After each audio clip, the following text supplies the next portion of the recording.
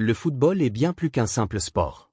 C'est une scène où chaque geste, qu'il soit technique, instinctif ou symbolique, peut bouleverser le destin d'un match, marquer une génération et parfois même influencer la société tout entière. De la finesse d'une panenka à la révolte d'un genou à terre, certains gestes sont devenus des pages d'histoire que le monde n'oubliera jamais.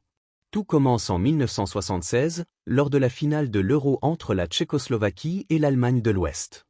Antonin Panenka s'avance pour tirer le pénalty décisif.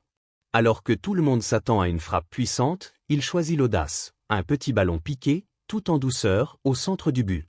Le gardien plonge, le ballon entre lentement. Ce geste simple et génial devient légendaire.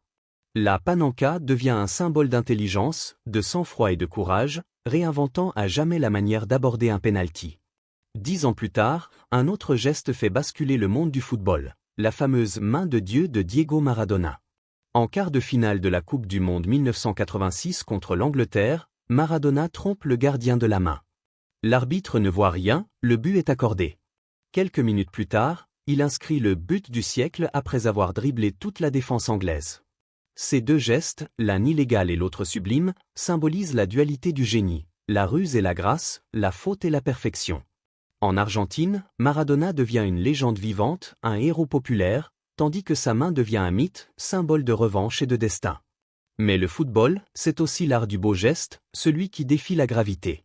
La bicyclette, popularisée par Pelé, puis magnifiée par Ronaldo, Ronaldinho ou Zlatan Ibrahimovic, en est l'exemple parfait.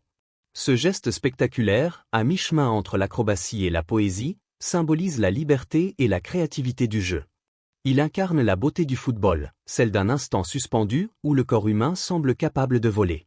La bicyclette est devenue un rêve pour chaque enfant qui tape dans un ballon, une façon de dire que, dans le football, tout est possible. Mais certains gestes dépassent le sport. En 2020, à la suite de la mort de George Floyd, les footballeurs du monde entier posent un genou à terre avant les matchs. Ce geste, inspiré du mouvement de protestation né aux États-Unis, devient un cri silencieux contre le racisme et les injustices. Voir des joueurs de toutes origines unis dans ce moment solennel rappelle que le football n'est pas un monde à part, mais un miroir de la société. Ce genou posé sur la pelouse symbolise le courage, la solidarité et la dignité, des valeurs plus fortes que n'importe quel trophée. Parfois, un geste d'humanité peut bouleverser le monde du sport. En 2001, l'Italien Paolo Di Canio se retrouve face au but vide, prêt à marquer. Mais le gardien adverse est à terre, blessé. Di Canio choisit alors de stopper le jeu en attrapant le ballon à la main. Ce geste de fair play, rare et inattendu, lui vaut le prix FIFA du fair play. Dans un football souvent dominé par la recherche du résultat à tout prix, il rappelle que le respect et l'honneur font partie intégrante du jeu.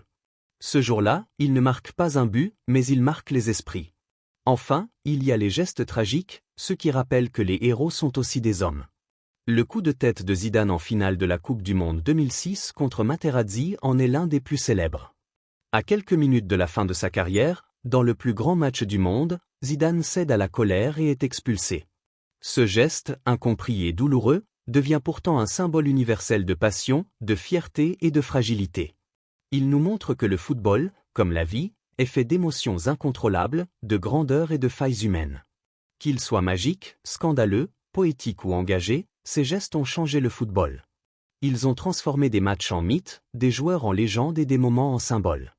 Car au fond, le football n'est pas qu'un sport, c'est un langage universel où chaque mouvement peut devenir une histoire, un cri, une émotion ou une révolution. Et parfois, un simple geste suffit pour changer le monde.